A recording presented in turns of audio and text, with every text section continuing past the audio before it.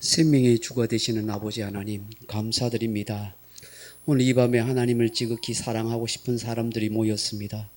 하나님을 진실로 경외하는 그런 성도들이 모였습니다. 이곳에 함께 하시고 임하소서. 주의 크신 은혜와 사랑을 내려 주옵소서. 온 마음을 다하여 주를 송축하며 찬양하며 이 기도의 자리로 나아갑니다.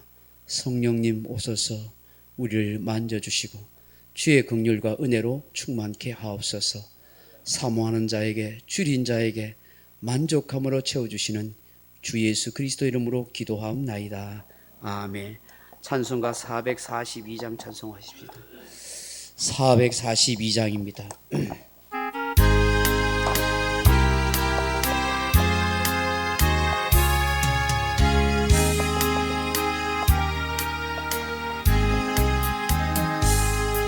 저장 믿고 위에서 아직 맺혀 있는 그때에 귀에 은은히 소리 들리니 주 음성 분명하다. 주님 나와 동행을 하면서 나를 친구 삼으셨네. 우리 서로 받은 그 기쁨을 알 사람이 없도다. 그 청한 주의 음성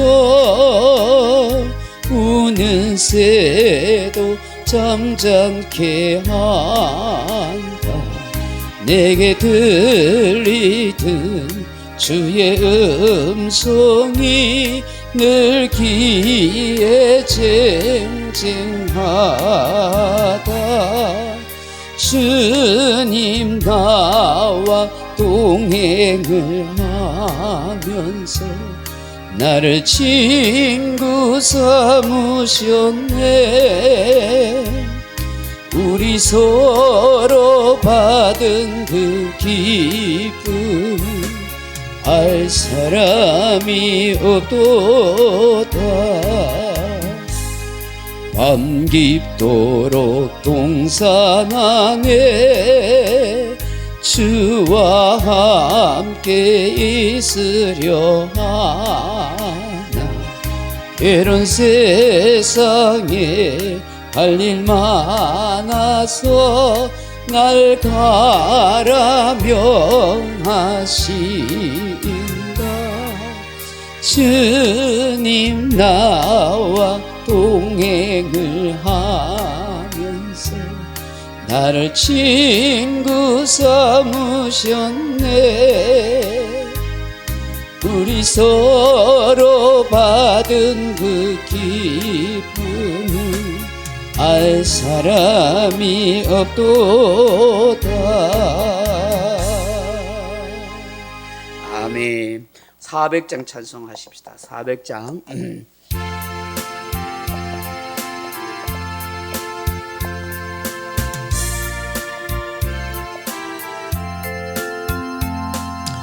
험한 시험물 속에서 나를 건져주시고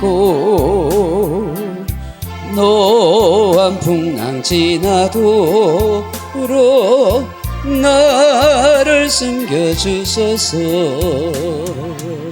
주여 나를 돌보시사 고이 품어주시고 험한 풍파 지나도록 나를 숨겨주소서. 권세 능력 무한하사 모든 시험 이기고 풍랑까지 다스리는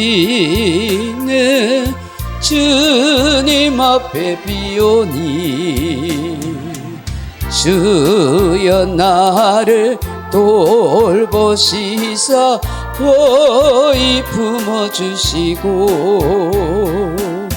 험한 풍파 지나도록 나를 숨겨주소서.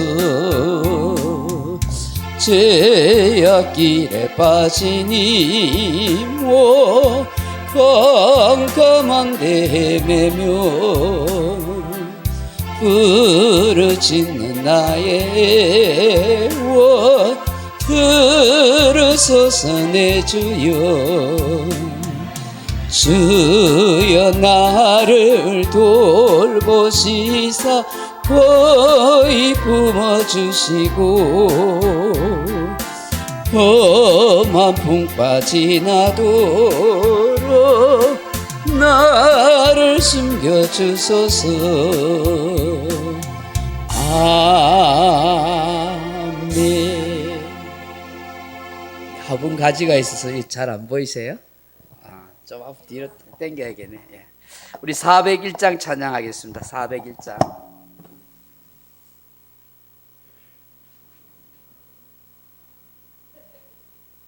이렇게 하면 되겠어요? 찬송가 401장입니다.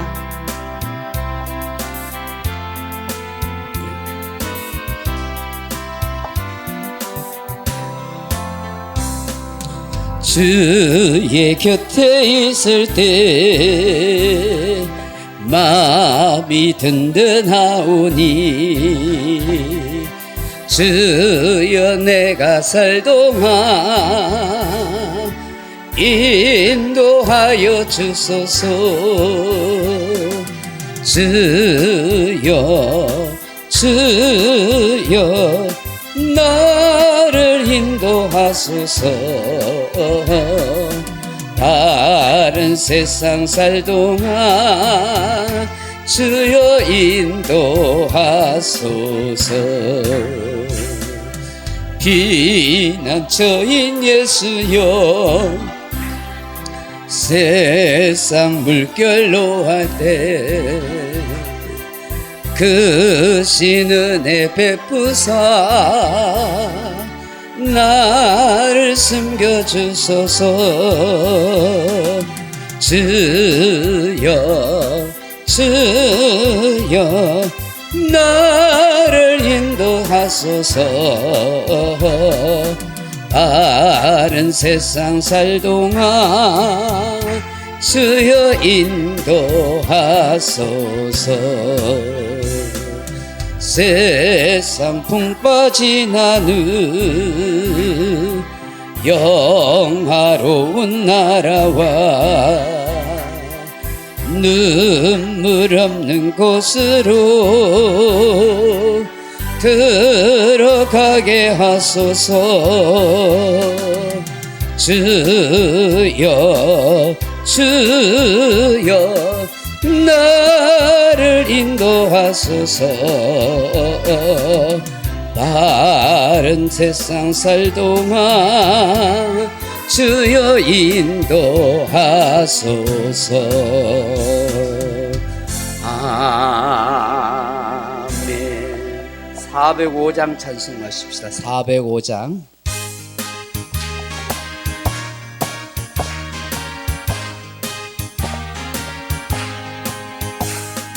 주의 친절한 발에 안기세 우리 마음이 평안하리니 항상 기쁘고 복이 되겠네. 영원하신 발에 안기세. 주의 발에 그 크신 발에 안기세. 주의 발에 영원하신 발에 안기세. 날이 갈수록 주의 사랑이 두루 강명하게 비치고 천성 가는 길 편히 가리니 영원하신 발에 안기세. 주의 발에 그 크신 발에 안기세.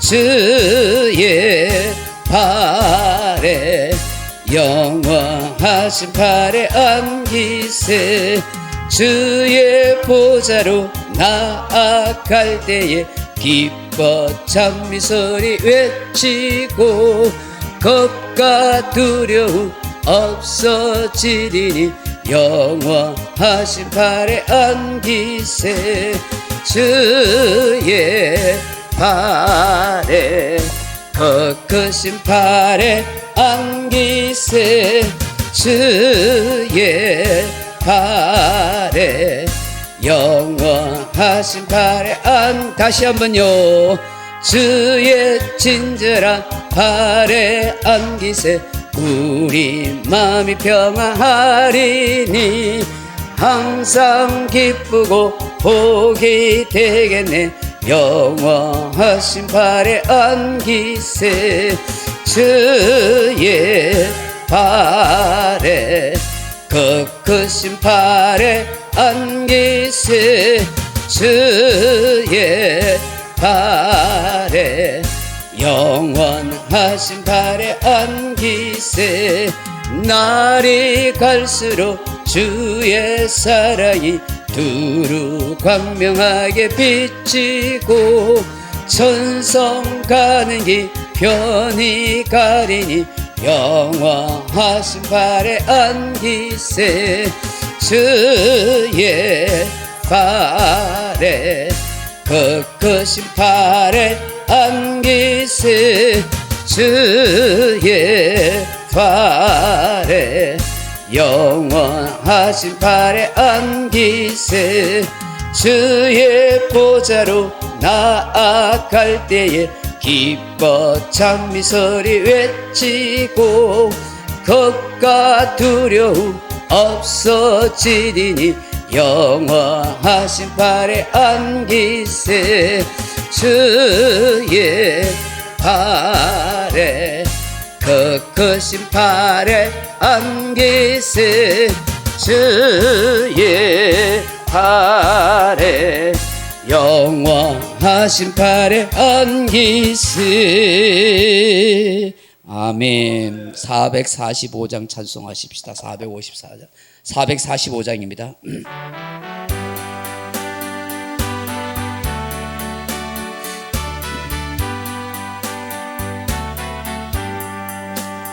대산을 넘어 험곡에 가도 빛 가운데로 걸어가며 주께서 항상 빛이시로 약속한 말씀 변치 않니 하늘의 영광 하늘의 영광 나의 맘속에 차고도 넘쳐 할렐루야를 힘차게 불러 영원히 주를 찬양하리 캄캄한 밤에 다닐지라도 주께서 나의 길 되시고 나에게 밝은 빛이 되시니 길 잃어버리 염려 없네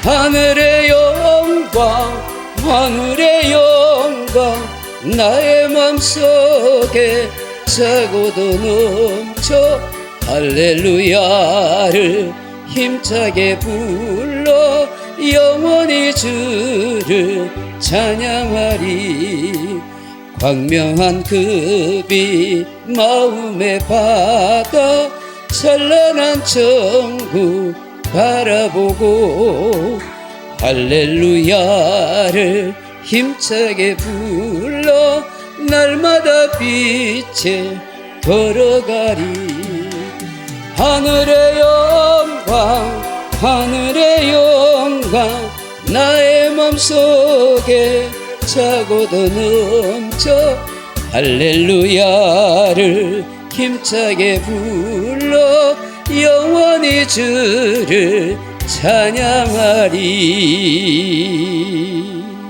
아멘. 하나님 말씀은 보겠습니다. 구약성경 민수기 14장 40절로 45절 말씀 같이 보겠습니다. 구약성경 민수기 14장 40절에서 45절입니다. 민수기 14장 39절에서 45절까지 읽겠습니다. 제가 가진 성경은 구약성경 220페이지 민수기 14장 39절에서 45절 말씀입니다. 우리 한 목소리로 같이 한번 읽어보겠습니다. 민수기 14장 39절입니다. 모세가 이 말로 이스라엘 모든 자손에게 알림해 백성이 크게 슬퍼하여 아침에 일찍 일어나 산 꼭대기로 올라가며 이르되 보소서 우리가 여기 있나이다. 우리가 여호와께서 허락하신 곳으로 올라가리니 우리가 범죄하였음이니이다. 모세가 이르되 너희가 어찌하여 이제 여호와의 명령을 범하느냐. 이 일이 형통하지 못하리라. 여호와께서 너희 중에 계시지 아니하니 올라가지 말라. 너희의 대적 앞에서 패할까 하노라. 아말렉인과 가나안인이 너희 앞에 있으니 너희가 그 칼에 망하리라. 너희가 여호와를 배반하였으니 여호와께서 너희와 함께하지 아니하시리라 하나 그들이 그래도 산꼭대기로 올라갔고 여호와의 언약궤와 모세는 진영을 떠나지 아니하였더라. 아말렉인과 산간지대에 거주하는 가나안인이 내려와 그들을 무찌르고 호르마까지 이르렀더라. 아멘. 오늘 밤에 기도 오신 여러분들에게 주님의 위로가 함께하기를 소망합니다. 오늘 이 민수기 14장 39절에서 45절 이 말씀 가지고 때는 늦으리 하는 제목으로 함께 말씀을 나누고자 합니다. 사랑하는 성도 여러분, 흔히 양을 가리켜서 산무의 존재라 그렇게 말합니다. 무지, 무기력, 무능한 존재라 하는 것입니다. 양의 눈이 어둡습니다. 누군가가 인도해 주지 않으면 아무것도 모르고 어디 가야 할지도 모릅니다. 지적 능력이 다른 어떤 동물보다 떨어집니다. 그리고 무기력합니다. 자신을 방어할 무기도 없고 공격할 무기도 없습니다. 그냥 날짐승이 공격하면 겁을 잔뜩 먹고 이리저리 도망다니다가 결국 잡혀 죽습니다. 또한 무능합니다. 다른 짐승들과 같이 자신이 스스로 생존할 집을 짓거나 또 생존해야 할 곳을 찾아갈 수 없습니다. 양은 목자가 이끌어주지 않으면 꼼짝없이 굶어 죽거나 얼어 죽습니다. 양에게 있어서 목자는 절대 의존적인 존재인 것입니다. 양을 우리 인간의 비유로 말씀을 많이 합니다. 때로는 하나님의 백성이라고 그렇게 말씀도 합니다. 목자이신 하나님이 없이는 양이 되는 우리 인생은 한시도 살 수 없다 하는 것입니다. 실상 영적으로 보면 우리 인간은 얼마나 무지하고 무기력하고 무능한 존재인지 모릅니다. 엄청난 과학 발전과 문명을 이루었다고 하나 굉장히 많은 지식을 획득하고 똑똑하고 지혜로운 것처럼 보이나 영적으로 보면 한없이 비천하고 보잘것없는 존재라 하는 것입니다. 하나님과 사단의 존재에 대해서 얼마나 무지한지 모릅니다. 인간 스스로 사단 마귀와 싸워서 이길 만한 그런 힘이 없습니다. 사단의 종로를 타고 죄와 사망에 묶여 있습니다. 또한 얼마나 무능합니까? 초골청 빌딩을 쌓고 화성으로 우주선을 쌓아 올리고 엄청난 지식을 가지고 있다 할지라도 스스로 자기를 구원할 만한 능력이 없습니다. 지옥에서 건져낼 능력도 없고 영생과 천국을 이룰 수 있는 능력이 전혀 없다는 것입니다. 그런데 불행하게도 인간들은 이것을 알지 못합니다. 때로는 하나님의 백성이라고 말하는 사람들 중에서도 그리스도인이라고 하지만 이 사실을 깊이 인식하지 못하고 그렇게 살아가느라 신앙생활하는 사람이 많다는 것입니다. 무지하고 무기력하고 무능한 존재임에도 불구하고 타락한 인간에게 나타난 그 현상이 무엇인 줄 아십니까? 자신의 죄와 비참함을 알지 못한다는 사실입니다. 그럼에도 불구하고 교만하게 생각하고 살아간다는 사실입니다. 더 나아가서 끊임없이 하나님 앞에 불순종하고 있다는 사실을 여전히 모르고 있다 하는 것입니다. 여러분, 오늘 본문에 나오는 이 이스라엘 백성들이 꼭 그 꼴입니다. 그들의 불신앙과 불평과 원망으로 인해서 하나님의 저주와 형벌을 받게 되었습니다. 하나님께서 이제는 갈렙과 여호수아 외에는 그리고 20세 이하의 이 어린 아이들 외에는 아무도 가나안 땅에 들어가지 못하리라고 그렇게 하나님이 선포하셨습니다. 그리고 이 사람들은 하루를 40일을 하루로 1년을 계산해서 40년 동안 이 광야에서 뺑뺑이 돌다고 유리방황하다가 다 광야에서 죽을 거라고 말씀합니다.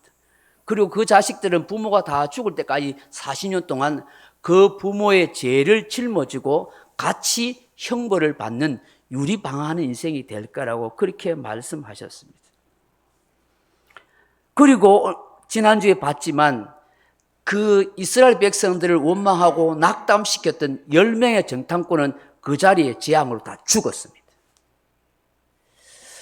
그런데 이들은 아직도 무엇을 모르고 있습니까?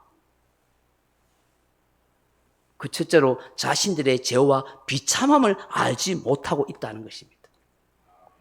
모세의 무시무지한 저주의 형벌을 받은, 그리고 이 말을 들었던 이스라엘 백성들이 어떻게 반응합니까? 39절 보십시오. 모세가 이 말로 이스라엘 모든 자손에게 알림에 백성이 크게 슬퍼하여 그랬습니다.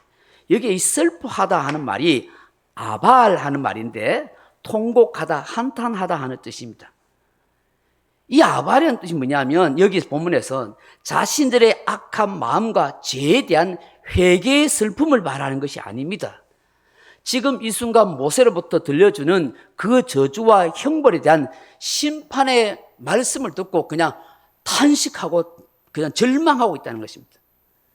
이 백성들이 때늦은 후회와 한탄을 하고 있는 것입니다. 이들이 지금 후회하고 탄식하고 있어도 하나님의 극렬하신 이 분노를 잠재울 수는 없는 것입니다. 혹 죄를 용서받는다 할지라도 하나님의 형벌을 거둬들일 수가 없다는 것입니다. 이들은 고스란히 감당해야 했던 것입니다. 우리가 깨닫게 되는 것이 무엇입니까? 회개에도 때와 기한이 있다 하는 것입니다. 여러분, 전도서 3장 1절에 보면 범사에 기한이 있고 천하만사가 다 때가 있나니라고 하십니다.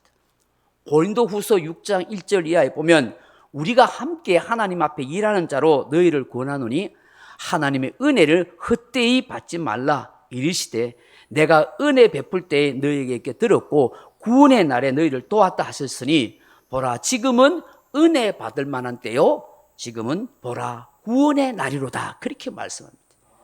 지금이 은혜 받을 때고 구원의 날이라는 거예요. 이 은혜 받을 때가 이 구원의 날이 이제 종말이 가까우면 서서히 사라지고 하늘 영광의 문이 닫힐 날이 온다는 것이죠. 히브리서 12장 17절에 보면 너희가 아는 바와 같이 그가 그 후에 축복을 이어받으려고 눈물을 흘리며 구하되 버림바가 되어 회개할 기회를 얻지 못하였느니라고 말씀합니다.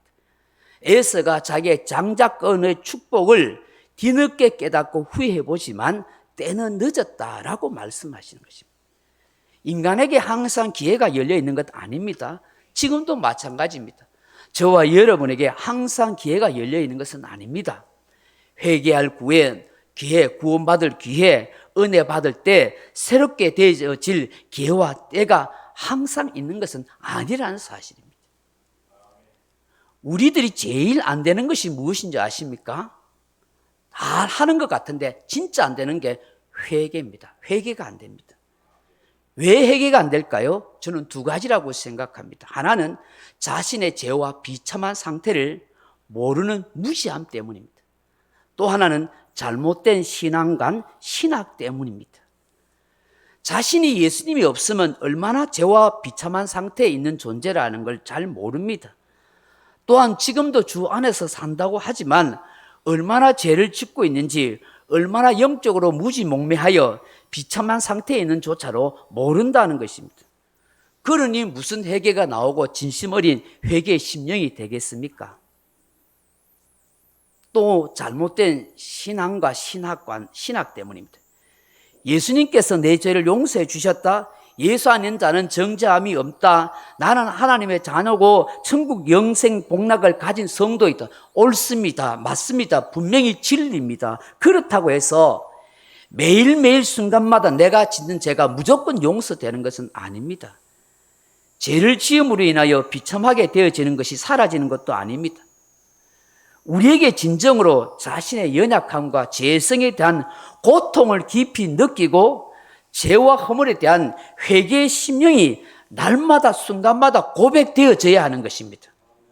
회개의 심령이 지속되어져야 하는 것입니다.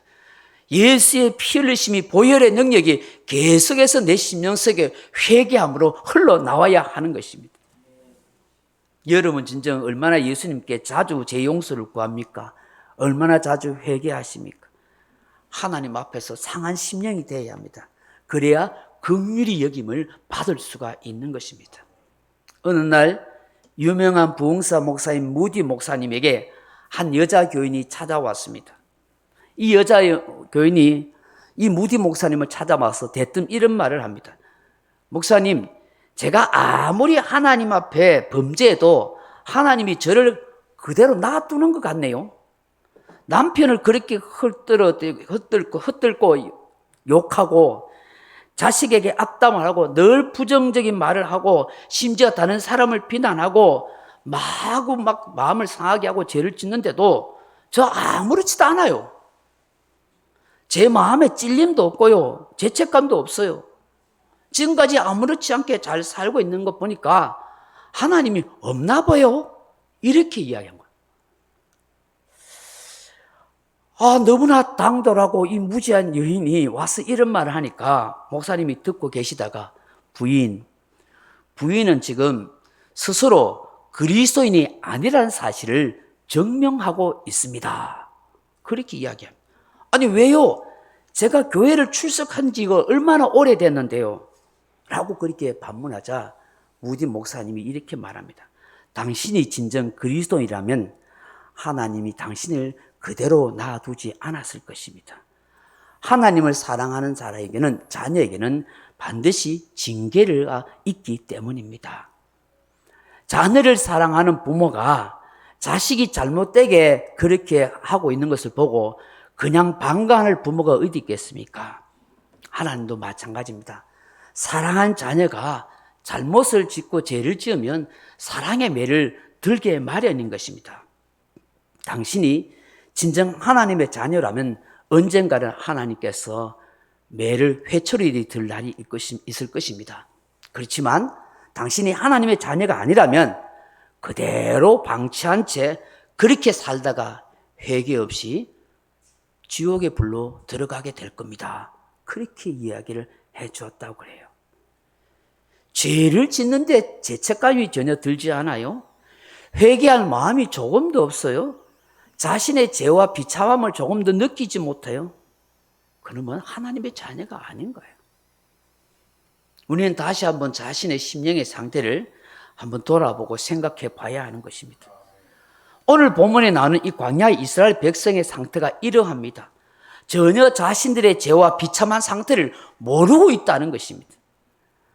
여기서 크게 슬퍼하다는 이 야발이라는 단어가 또 다른 의미로 어떤 것이냐면 일반적으로 죽은 자에 대해서 애도하다 하는 뜻을 가지고 있습니다. 그럼 여기에 크게 슬퍼하다는 말이 또 의미 뭐냐면 앞서서 죽은 10명의 정탐꾼을 보고 크게 슬퍼하는 거예요. 야, 저 10명의 정탐꾼이 죽는 거 보이 우리도 죽을 수 있겠네 하는 그 공포감에서 크게 두려워하고 있다는 거예요. 그리고 그 죽은 사람에 대해서 애도만 하고 있는 것입니다. 자신들의 죄와 비참함 상태에 대해서 깊은 회개나 죄 용서를 구하는 가슴을 찢는, 옷을 찢는, 마음을 찢는 그런 모습이 없다라는 것입니다. 그 모습 뒤에 나오는 말씀을 보면 알게 되는 겁니다. 전혀 그렇지 못하다는 거죠. 둘째로 이들이 무지한 것이 뭡니까? 알지 못하는 것이 무엇입니까? 자신들의 교만을 알지 못하는 것. 첫째는 죄와 비참함을 보지 못하고 자신들의 교만을 알지 못하다는 거예요. 40절 말씀 보십시오. 같이 읽어보겠습니다. 아침에 일찍 일어나 산 꼭대기로 올라가며 이르되 보소서 우리가 여기 있나이다. 우리가 여호와께서 허락하신 곳으로 올라가리니 우리가 범죄하였음이니이다. 이 말씀을 한글 성경으로 그대로 보면은 이게 뭔 말인가 하고 좀 헷갈려 할 겁니다. 이런 말이에요. 지금 하나님께서 이스라엘 백성들에게 너희들은 절대로 이제 가나안 땅에 못 들어간다고 저주하고 형벌을 내리시고 그리고 너희들은 이제부터 다시 광야로 들어가서 그렇게 뺑뺑이 돌다가 죽으라고 그렇게 하셨잖아요. 그런데 그 하나님의 말씀과 명령을 제쳐놓고 아닙니다. 지금 우리가 이제 전쟁하러 올라가겠습니다. 가나안을 정복하러 가겠습니다 하고 이렇게 나선 거예요. 이들이 있는 곳이 이 가나안 땅과 멀지 않는 가데스라는 곳인데 그 가데스 근처에 호르라는 산이 있습니다. 그 호르 산에 누가 있냐면 아말렉과 가나안들이 살고 있는데 그 호르 산을 우리가 지금 정복하러 올라가겠습니다 라고 그렇게 이야기해요. 갑자기 뜬금없이 이제 가나안 땅을 정복하기 위해서 전쟁을 치르겠다는 거예요. 이 앞서 10명의 정탐꾼의 이야기 듣고서는 다 중대 몬산에 원망하고 탄식하며 그야말로 절단 났다고 그렇게 하면서 온갖 부정적인 말을 그렇게 마구 쏟아대는 사람들이 하나님의 저주와 형벌의 말씀을 듣고 이제는 마치 마음 바뀐 사람처럼 우리가 전쟁하러 가겠다는 거예요. 전혀 아무렇지도 않다는 듯이 우리가 여기 있습니다. 여기까지 왔는데 어찌하겠습니까? 우리가 여호와 하나님께서 허락하셨던 그 땅을 올라가겠습니다. 하나님이 취소했거든요. 너희들 가나안 땅 이제 못 간다고 약속을 취소해 버렸거든요. 그런데 하나님이 허락하신 그 땅 올라가겠다는 거예요. 자신들의 힘과 능력으로 정복해 보겠다는 것입니다. 그래서 우리가 범죄하였습니다 하고 말하는데 이게 범죄하다는 말이 하타누인데 이게 관역을 벗어나다 하는 거예요. 이게 하나님의 말씀과 명령을 어겼다는 거예요. 근데 이 범죄했다는 것이 지금 이들이 말하는 의도가 무엇인지 알아요? 진짜 범죄해서 그 두려워서 형제들아 어찌할꼬 하는 그건 회개하는 심령이 아니에요. 마음을 찢고 있는 그런 의미가 아니에요. 온 이스라엘 백성들이 울부짖고 통회 자복하는 그런 마음이 아니에요. 뭐 어떤 표현이냐 하면은 생각해보니 우리가 잘못한 것 같네. 아이고 미안하네요. 하나님 앞에 우리가 죄를 지은 것 같아. 그렇지만 어쩌겠나. 여기까지 왔는데 우리가 하나님이 약속하신 땅을 이제 정복하러 가세. 모세 이해해 주게. 걱정하지 말게. 우리들 숫자가 얼마나 많은가. 충분히 정복할 수 있어. 이렇게 이야기하는 거 말합니다. 이 문맥의 내용이. 이 원어를 살펴보면 그런 얘기예요. 그러니 우리를 한번 힘고 도와주세 하고 그렇게 말하는 거예요. 여러분 이게 얼마나 교만한 말과 행동인지 모릅니다. 아무렇지 않게 생각한 거예요. 하나님 앞에 죄를 짓고 형벌을 받을 것을 아무렇지 않게 생각한 거예요. 뒤늦은 후회나 회개의 온전한 모습이 없어요. 셀프 용서. 스스로 자기들을 용서하고 지금 자신들이 머무고 있는 그 가나안 땅 주변을 우리가 이제 정복해 가자. 이를 이야기하는 거예요. 그래서 어떻게 해요? 아말렉과 가나안들을 몰아내겠다고 지금 산에 올라가겠다고 열분을 내고 있는 거예요.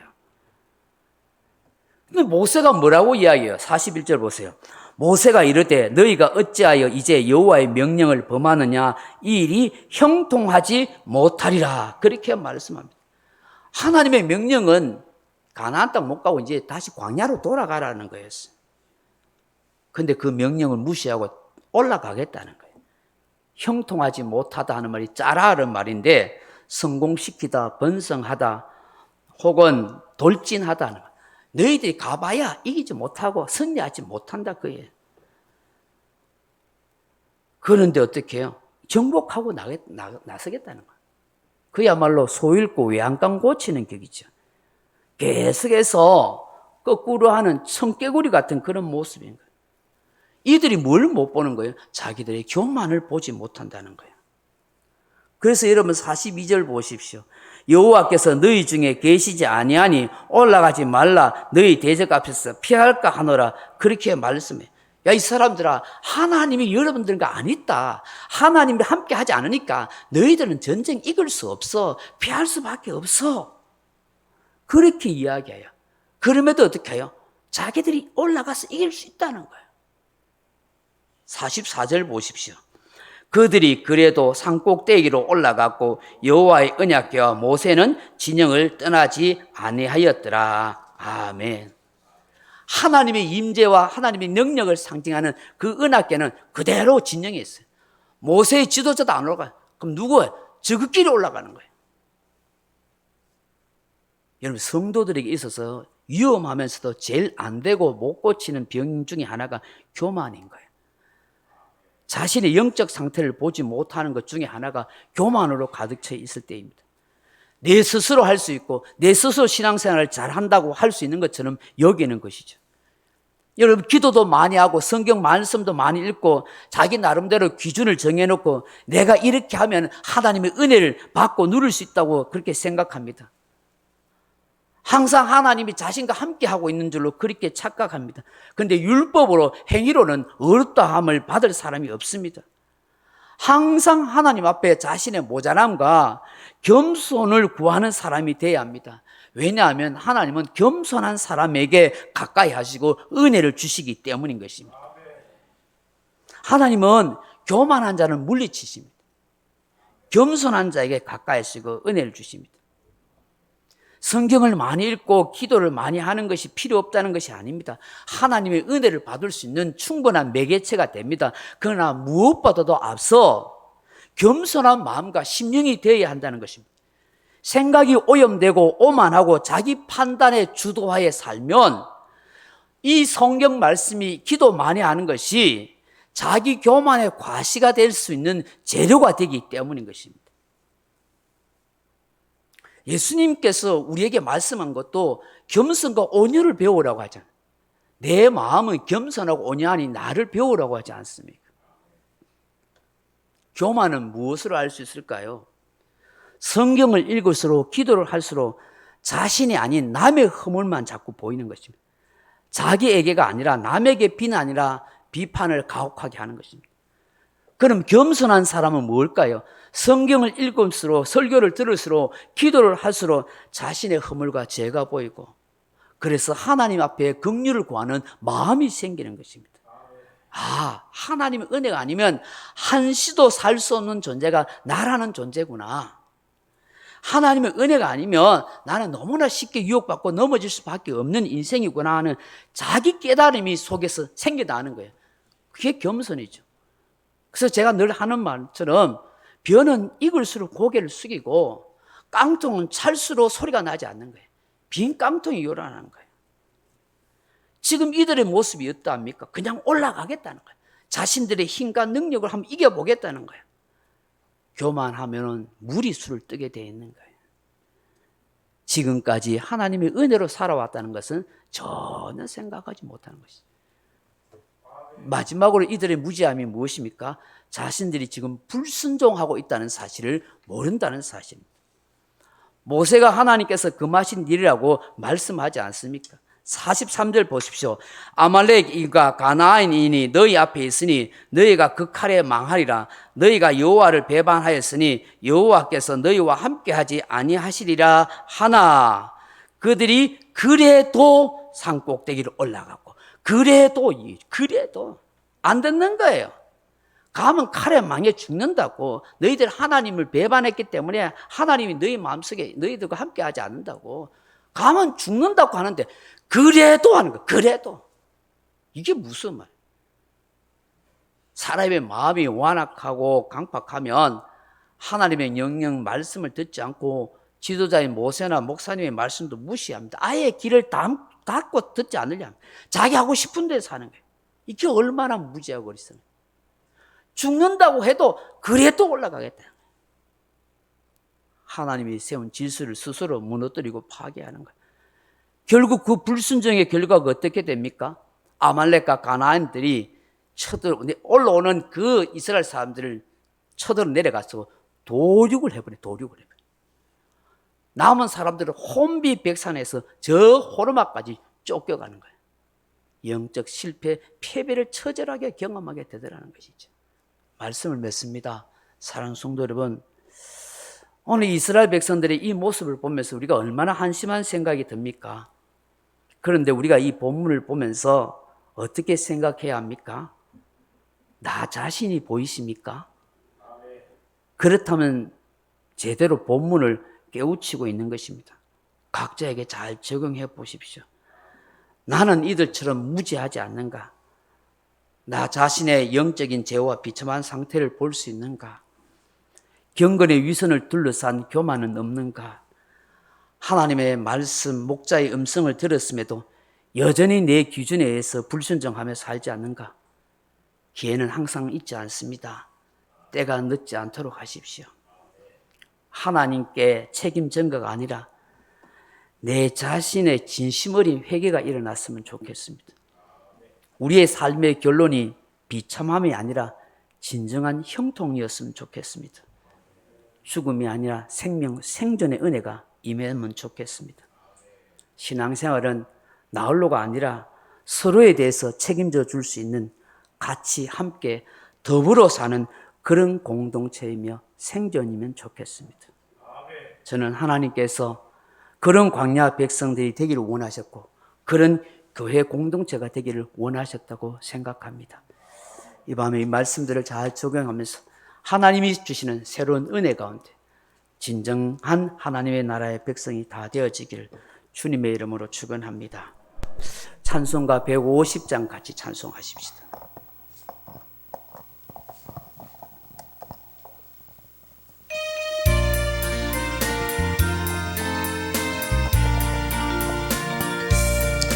갈보리산 위에 십자가 셨으니 주가 고난을 당한 표라. 험한 십자가를 내가 사랑함은 주가 보혈을 흘림이라. 최후 승리를 얻기까지 주의 십자가 사랑하리.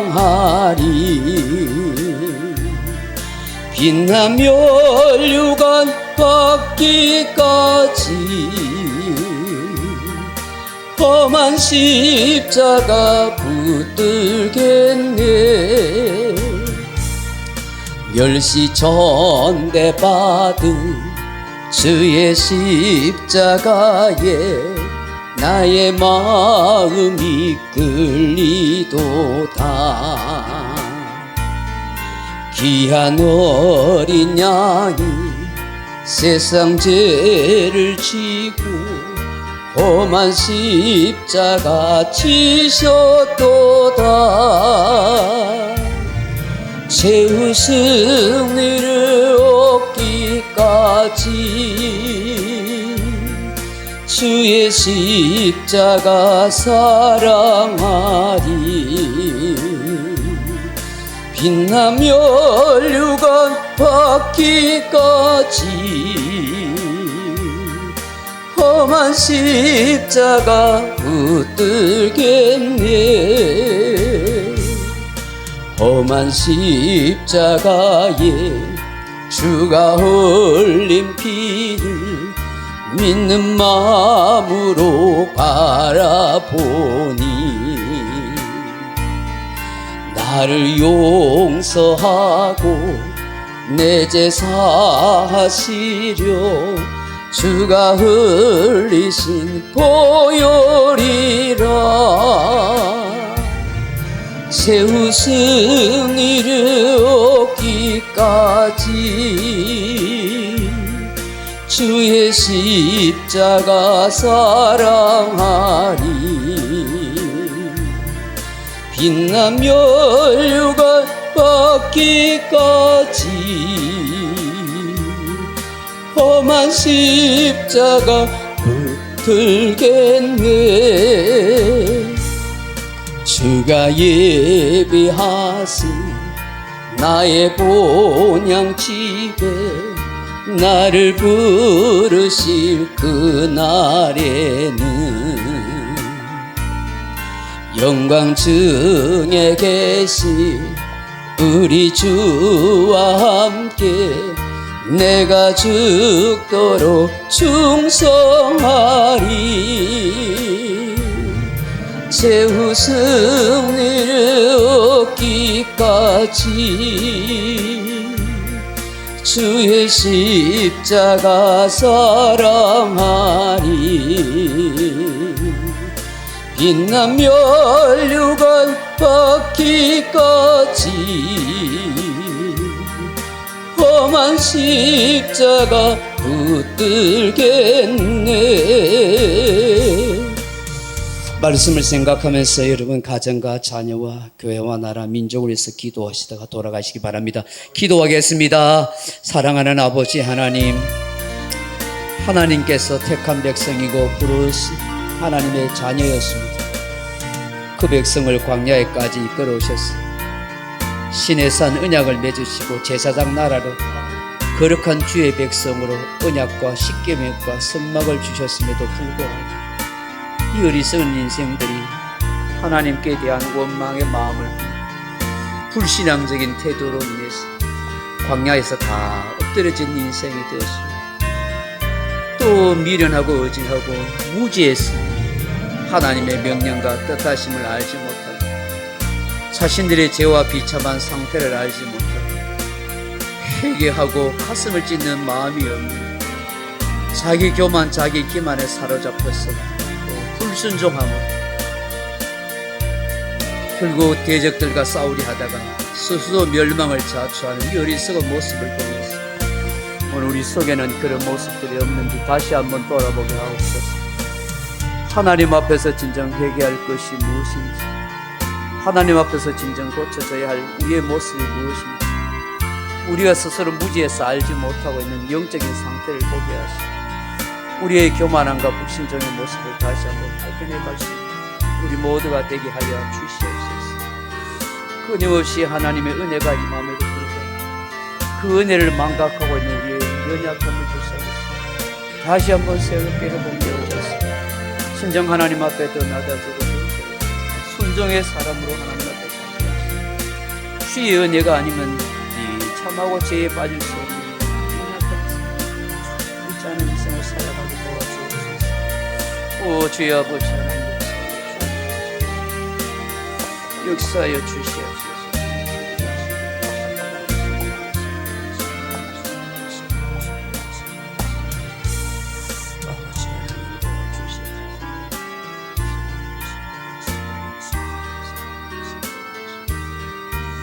오 주님 역사하소서.